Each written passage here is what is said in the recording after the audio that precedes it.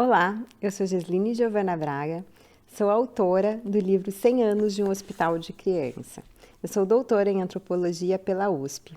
Hoje eu estou aqui com a historiadora Nicole Tanner para me ajudar a conversar um pouco sobre as possibilidades didáticas do livro sobre os 100 anos do Hospital Pequeno Príncipe. Boa noite, Nicole. Boa noite, olá, agradeço pelo convite. Meu nome é Nicole Tanner, sou historiadora, formada pela Universidade Federal do Paraná. Tenho mestrado em História pela Universidade do Estado de Santa Catarina e também estou concluindo meu doutorado em História pela UFPR. A minha área de pesquisa envolve principalmente a história da infância, então acho que a gente vai ter muito para dialogar aqui hoje. Gess, primeiro de tudo, né? Foi uma surpresa muito grande ler esse livro, entender a importância do Hospital Pequeno Príncipe para a comunidade, para a história do Paraná. E eu fiquei muito curiosa nessa questão relacionada à pesquisa, né? Para quem vai ter acesso ao livro, a Gesline alternou muito as fontes. São vários tipos, então a gente tem fontes jornalísticas, impressas, fontes orais, que ela realizou algumas entrevistas. Então, acho que é uma riqueza do livro, essa mistura de fontes. Como é que foi para você realizar essa pesquisa? Bom, Nicole, como você mesma comentou, né, essa questão do trabalho com diversas fontes variadas, com fontes que não fui eu que pesquisei, né, a pesquisa de fontes foi iniciada por outra pessoa. Eu fiz entrevistas com vários médicos do Hospital Pequeno Príncipe, mais de 30, principalmente com os diretores dos serviços do hospital. E envolve muitas transformações do ponto de vista cultural, esses 100 anos. Né? Entre 1919 e 2019, sem dúvida nenhuma, foi um século que a humanidade atravessou guerras, vinha de uma epidemia e toda uma revolução tecnológica, principalmente pensando nos processos da medicina, da própria pediatria, do direito das crianças, tanto a Revolução Cultural das Mulheres também, que é uma questão que é tratada no livro profundamente, assim, né?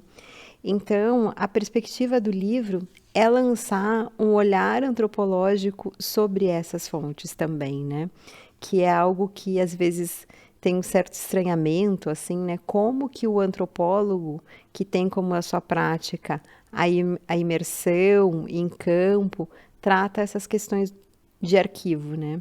Então, esse trato, esse olhar antropológico para as fontes é justamente de pensar num processo de atualização desses documentos, de olhar para esses documentos não só a partir do passado, mas também a partir do presente e considerar, assim, né, as questões mínimas. Então, o livro, por exemplo, ele traz um caderno de imagens que a gente tem várias possibilidades, né? Então, tem páginas de jornais que se desdobram. Então, nessa página de jornal, por exemplo, que é sobre o Dia da Caridade, o leitor pode contemplar não só o texto, mas as imagens, ver quais eram as propagandas que estavam juntos, né? Quais eram as outras notícias que circulavam nesse mesmo processo, quais eram as fontes, assim, pensando nas fontes, nos tipos gráficos mesmo do jornal, né? Qual era o tamanho da página.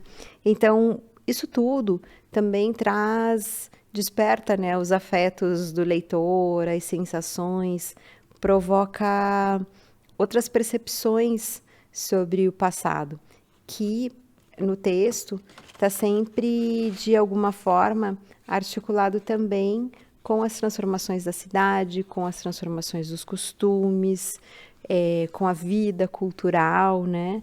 Então, isso tudo está, de alguma forma, costurado, né? E trazer as fontes de pesquisas para dentro desse texto também é uma construção de um argumento que sugere as possibilidades de interpretação do próprio leitor.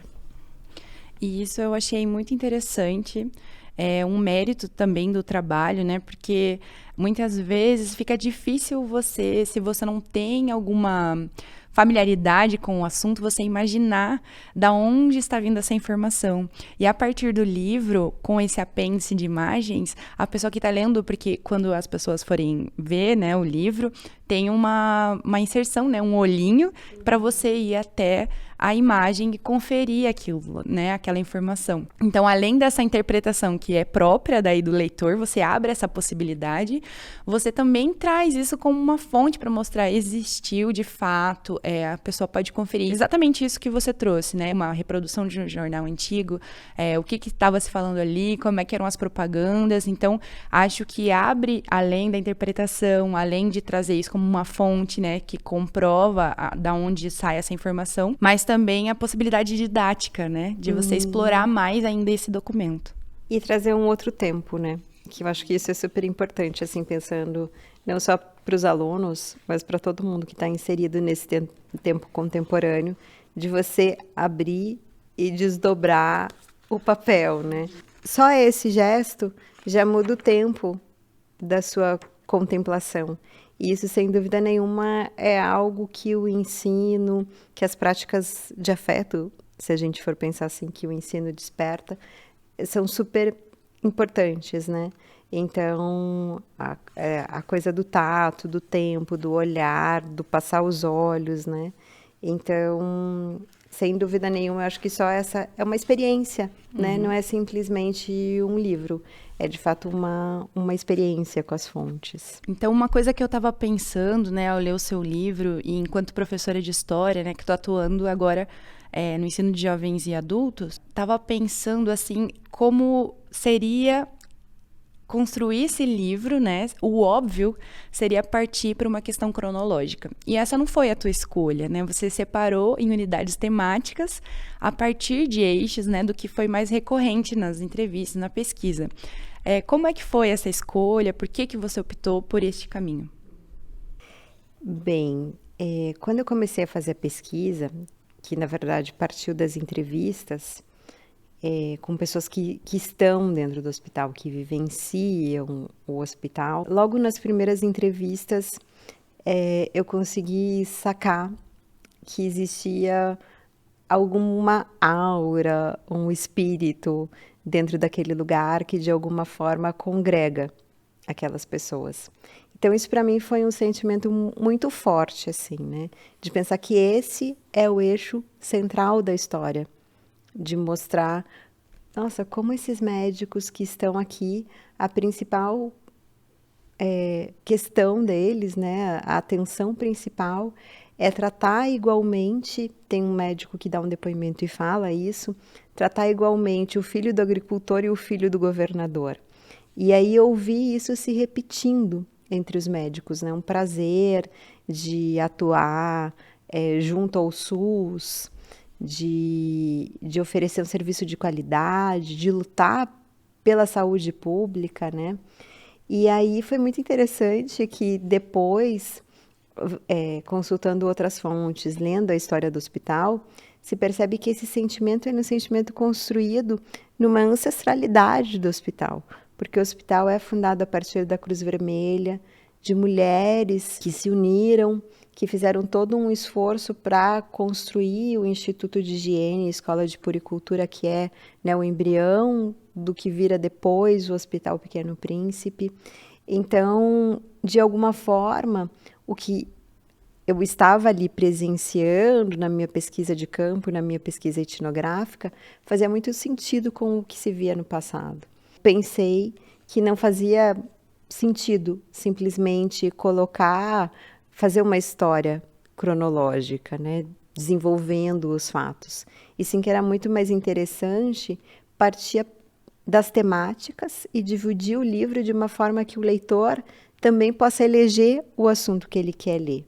Então, as pessoas podem ler esses capítulos de forma autônoma, podem também seguir a sequência dos capítulos, mas a divisão central dos capítulos, ela está sistematizada a partir de lógicas que se repetem através dos tempos, né? De questões que estavam no Pequeno Príncipe, que acompanharam transformações, principalmente na medicina.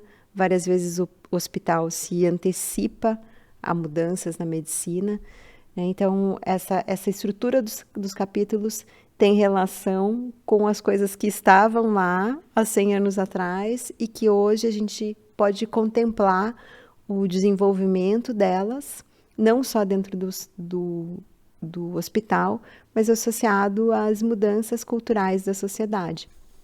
Assim como os 2 primeiros médicos dos primeiros tempos do hospital, que se destacaram enfim, hoje a Associação do Pequeno Príncipe leva o nome do Raul Carneiro, e o Hospital Pequeno Príncipe também já foi chamado Hospital César Perneta, são médicos que plantaram esse sentimento do trato, principalmente às crianças necessitadas, que na época ainda eram chamadas de crianças indigentes, né, que é um termo super complicado e que esse termo só deixa de existir principalmente com a Constituição de 88, que dá direitos integrais a todas as pessoas e não só aquelas pessoas que tinham seus direitos associados à carteira de trabalho. Então, esses médicos plantaram, de alguma forma ali, um sentimento de humanização, mas também um sentimento de oferecer uma pediatria de qualidade, né?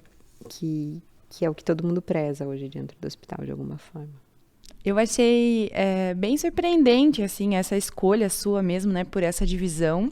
Eu achei que isso enriquece também o livro, né, de você poder ler um capítulo de forma autônoma. Você não precisa ler o livro todo, por mais que eu queira que todos leiam o livro todo, mas você pode ler esses capítulos de forma independente. E uma questão que chamou a atenção é que, além do livro de texto, mais esse outro livro com imagens, ainda vocês prepararam uma cartilha com algumas abordagens didáticas, né? Exato. Então, nós preparamos uma cartilha que vem com um pequeno resumo de cada capítulo, né?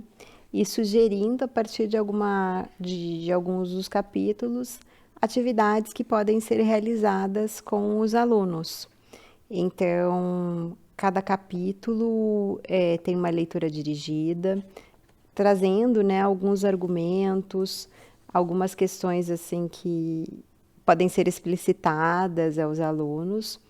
E é uma forma bem reflexiva de fazer com que o aluno traga as questões apontadas nos capítulos do livro para o seu presente, para o seu cotidiano, para o seu entorno, até mesmo para a sua escola, né?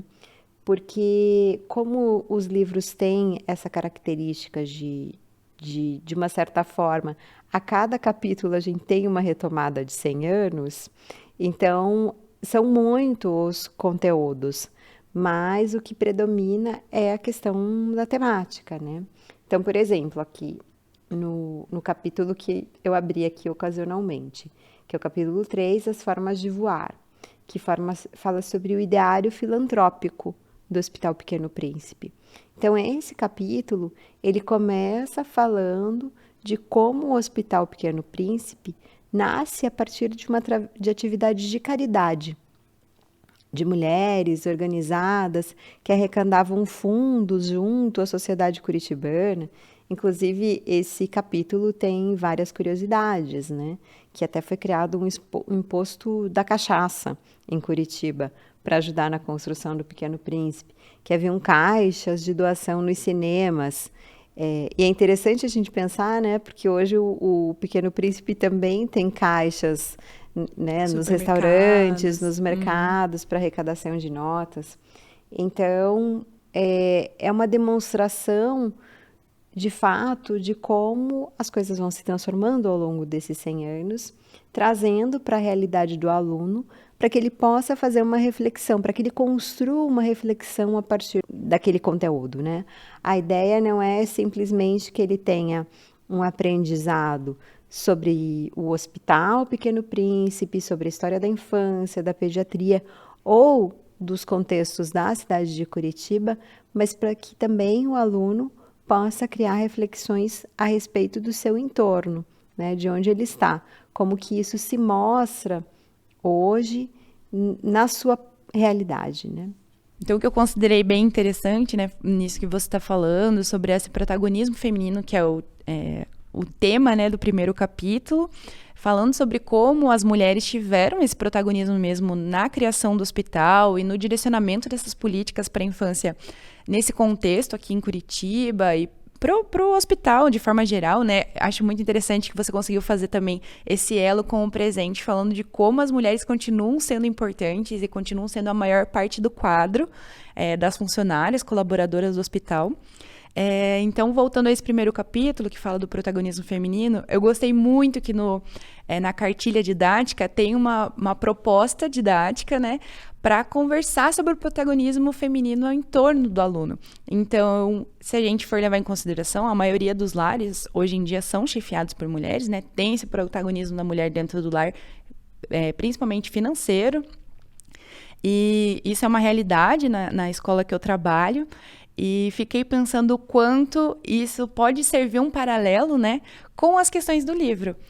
Tem uma reprodução de um prontuário, né, de um relatório médico, em que a maior parte ali das pessoas responsáveis pelas crianças são mulheres. Então, acho que isso também pode proporcionar uma reflexão para o aluno, pensar qual é essa diferença, o que é continuidade, o que é ruptura desse contexto ali do início do século, né, pro que eles conhecem hoje. Sem dúvida, Ani. Realmente, assim, eu acho que não é à toa, né, que é o primeiro capítulo, o protagonismo feminino dentro do Pequeno Príncipe.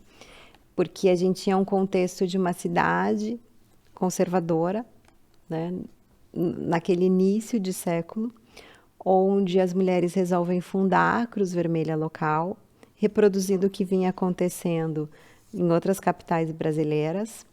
E o que a gente tem é uma primeira diretoria formada por mulheres, que é destituída. E logo em seguida, os homens são colocados nos quadros, principalmente... Quando ela começa a ganhar corpo, né? Aí elas exatamente. são substituídas. E, né, uma espécie de golpe dos homens para tomar a Cruz Vermelha. Mas eles ficam nesses quadros, né, de chefia da Cruz Vermelha, mas quem atua são as mulheres. E essa atuação vem de grêmios femininos, que eram fundados principalmente dentro de clubes, mas também alguns eram fundados de forma autônoma, né? Então, a cidade de Curitiba tinha muitos grêmios de mulheres. No Hospital Pequeno Príncipe, particularmente, o Grêmio das Violetas e o Grêmio Buquê têm um protagonismo. Esses dois grêmios, eles começam como grêmios festivos, fazendo bailes, organizando carnavais, fazendo festas, e eles vão assumindo, de uma certa forma, papéis que ainda naquela época não eram do Estado. Então, eu acho isso fantástico, porque as mulheres vão fazer baile, vão fazer sarau para conseguir dinheiro para a construção do hospital, mas não só para o Hospital Pequeno Príncipe, para outras instituições que foram fundadas naquele mesmo período, tinham a assistência destes grêmios, fazem o Dia da Caridade, né, que era junto à Associação Comercial do Paraná, em que elas mobilizam a cidade inteira para arrecadação de fundos, e sempre com esse princípio da assistência, né, num paradigma ali onde a caridade já ia mudando de concepção, né? Então, não era simplesmente ajudar os desvalidos, mas construir instituições permanentes, que é isso que a gente vê acontecendo dentro do Pequeno Príncipe. Então, é muito interessante a gente ver esse desdobramento de como as mulheres vão assumindo outros papéis, porque elas estavam inicialmente nesse papel que era permitido às mulheres, nesse papel de assistência. E, posteriormente, né, isso também vai mudando. As mulheres também vão participando mais de outros cargos científicos dentro do hospital, né? Então, é muito interessante pensar como o Hospital Pequeno Príncipe espelha a história das mulheres. Mas também é curioso dizer que a história da infância, a partir da perspectiva da história, né, o estudo da infância, ela também começa com mulheres. Ela começa a partir da história de gênero. Então, quando as mulheres vão desdobrando a percepção do que é a mulher na sociedade e a sua relação, talvez, com a maternidade, aí chega na infância. Então, as primeiras historiadoras no Brasil que tratam da história de infância são mulheres. Mas outra coisa que eu queria comentar, que eu acho super importante, pensando principalmente nesse contexto atual, é que as mulheres da Cruz Vermelha, elas tinham enfrentado no Paraná 2 pandemias. a gripe espanhola e uma epidemia de tifo. Então, quando o Instituto de Higiene é fundado, ele é fundado como um centro de vacinação.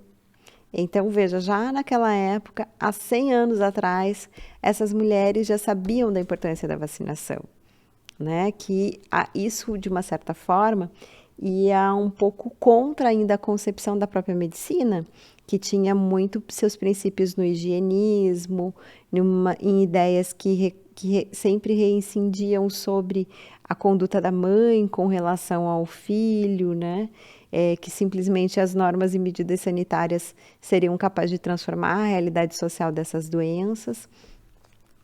E as vacinas, que já eram conhecidas ali, né, tinham esse papel central, né, dessa instituição que tem esse propósito já de trazer a vacinação das crianças como um princípio, né. Então, só isso também já desdobra em várias reflexões para o contexto contemporâneo da epidemia de Covid recém-enfrentada, onde houveram situações, inclusive, de negacionismo com relação à vacina que as nossas damas de caridade da sociedade curitibana já conheciam em 1919. Outra questão que perpassa também as atividades do material didático são as questões relacionadas à infância. Para mim, assim, que não, ao contrário de você, não sou uma historiadora da infância, foi muito surpreendente, assim, ler os jornais e ler os prontuários do hospital, né? Nos anos 20, algumas crianças chegavam sozinhas ao hospital e aí foi preciso que se regulamentasse a saída das crianças para que elas simplesmente não saíssem sozinhas também, né? E a gente sabe que isso deriva de um contexto social onde as leis trabalhistas ainda eram incipientes, que as mães trabalhavam nas fábricas com jornadas de trabalho de 12 horas. Então, as crianças chegavam ao ponto de procurar a assistência médica sozinhas, né? A mortalidade infantil na cidade de Curitiba era muito grande, existia toda uma preocupação também desses primeiros médicos pediatras com relação à amamentação, porque com essas jornadas de trabalho, sem licença maternidade, as mães não podiam amamentar, então a amamentação era rapidamente descontinuada assim que a criança nascia. Então é interessante que, de novo, a gente volta para essa questão, né, de como a história das mulheres está relacionada à história da infância, né? E a gente sabe também, né, que a própria noção da ideia de infância é um conceito recente, né? Que antes a criança trabalhava como um adulto, vivia como um adulto, né? Não existia essa distinção do período da infância como um período essencial, inclusive, para a constituição do indivíduo adulto, né? Então, eu queria que você falasse um pouco, até dentro das suas pesquisas, né? Como você pesquisa uma outra instituição também em Curitiba, como você vê essa questão do direito à infância e essas transformações nesse século? Como você falou, né, a infância ela pode ser considerada um conceito. E isso é interessante a gente pensar, porque quando a gente pensa em infância, a gente já tem uma noção definida na nossa cabeça, né? Então a gente pensa, a infância é o local da brincadeira, é quando a gente vai para a escola, e a gente tem que pensar que nem toda infância é igual. Né? Mesmo nos dias de hoje, que isso é garantido por lei, mas nem todas as crianças têm a mesma infância. Então, também tem uma distinção, né, entre direito de ser criança, ou ser criança, e ter direito à infância. E isso, no início do século, era completamente diferente. Então, pensando que hoje em dia a gente tem diferentes crianças que têm direito a diferentes infâncias, a gente transpor isso para o início do século é pensar uma infância completamente diferente. Então, isso de você falar, de procurar uma assistência sozinha, de se criar sozinha, muitas vezes, é muito comum nos jornais do início do século, até os anos 60, inclusive, existirem matérias nos jornais do Paraná reclamando do tanto de crianças nas ruas, né? Então, crianças que perambulavam nas ruas, aí elas eram detidas em delegacias, né, normais primeiro, e depois em delegacias do menor. Então, elas eram detidas e aí os pais podiam reclamar a sua posse, dizer que eram seu filho e assinar algum tipo de termo, né, de compromisso, mas era extremamente mal visto, até como você coloca na escolha do terreno do hospital, né, tirar essas pessoas das classes populares de circular do centro, né, então retirar elas dali. Então as crianças também tinham essa preocupação. Não é nem a preocupação da educação ainda, é a preocupação da questão social, dessas crianças perambulando e dessa pobreza, né, aos olhos de todos. Até na página 25, em que tem a imagem 26, tem a figura do Natal dos Pobres que você colocou, né, um recorte de jornal do Instituto de Proteção à Infância. Aí você faz um comentário sobre como essas crianças estão descalças, né. Quando a gente percebe essas fontes, principalmente essas fontes do jornal, né, fonte impressa, a gente vê muito disso que está no seu livro. Como a preocupação com a criança pobre, ela relaciona, né, essa questão, a assistência mesmo, e a figura das mulheres. E pensando na escola também, né, como esse lugar de reflexão, de propor essa reflexão, e que muitas vezes é o contato que o aluno tem de saber os seus direitos, eu acho que uma abordagem muito interessante do livro talvez também seja essa. Pensar como existiu essa mudança no tratamento da criança, né? Então, veja, a abordagem que o hospital traz hoje, da criança como um agente, ela parte do princípio que a criança é um sujeito de direito. E isso é uma doutrina inaugurada no Estatuto da Criança e do Adolescente. Então, acredito que isso também pode ser um gancho para trabalhar o Estatuto da Criança e do Adolescente. Eles têm direito de saber quais são os seus direitos, né? E o que lhes competem quanto a isso, né? Então, acho que uma reflexão sobre isso também é interessante para a gente pensar que a criança ou a infância também tem história. Então, essa mudança da saúde se tornar um direito universal, ela é muito recente, né? 1988 é a Constituição que dá a garantia, que cria o Sistema Único de Saúde, que oferece saúde para qualquer pessoa, né? Não importa se a pessoa pode pagar ou não pelo serviço, todos têm acesso. Inclusive, como é no caso do Hospital Pequeno Príncipe, muito dos tratamentos para doenças raras são feitos através do SUS. É algo que, de fato, as pessoas não têm a dimensão de quanto o direito à saúde gratuita é algo recente, né? Sim, e pensando nessa atenção à criança mesmo, né, que é o foco do hospital, pensar que é uma ciência relativamente recente, né, é da virada do século XIX para o XX que começa a ter essa atenção especializada à criança. Então, a puericultura, a pediatria, ela vai surgir nesse momento, né. É interessante pensar também que o hospital, quando eu digo que ele se mistura à história do Paraná, ele se mistura à história mesmo, a Curitiba, né, que é essa Curitiba que se diz que se quer moderna, né? Ela quer pensar o que ela quer do futuro.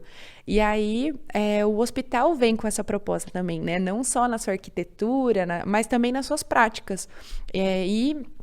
Uma coisa que eu notei a partir do seu livro é a circulação de saberes, né? Esses médicos formados em outras instituições, né? Antes de ter o curso de medicina aqui no Paraná, formados em outras instituições, eles buscavam conhecimento em outras instituições fora do Brasil, né? Em hospitais franceses, para aperfeiçoar esse atendimento à infância. Então, pensar que esse atendimento é muito recente, essas práticas são muito recentes, como a gente viu que as crianças são sujeitos, né, tida como não só como mini adultos, né, e com certeza pensando não só no início do hospital, né, do início ali dos primeiros bailes e organizações, dos primeiros atendimentos que quando a gente for olhar essas fontes, a gente vê que é realmente questões de saneamento, né, mas também no dia de hoje, o quanto a saúde pública é fundamental nesse atendimento para as pessoas que não podem pagar. E com certeza é uma das riquezas do Hospital Pequeno Príncipe não fazer a distinção nesse atendimento, né, entre esse filho do agricultor e o filho do governador. Nicole, eu quero agradecer imensamente você ter aceitado esse convite para falar um pouco do livro, né? Fazer essas tão generosas pontuações. Agradeço imensamente a leitura super atenciosa e carinhosa e também todas as dicas, né, e reflexões sobre as formas de usar esse material dentro da escola como um ponto de reflexão, né, para alunos e professores. Obrigada. Eu que agradeço. Para mim foi um prazer. A leitura do livro realmente flui muito, é muito deliciosa, então indico a leitura.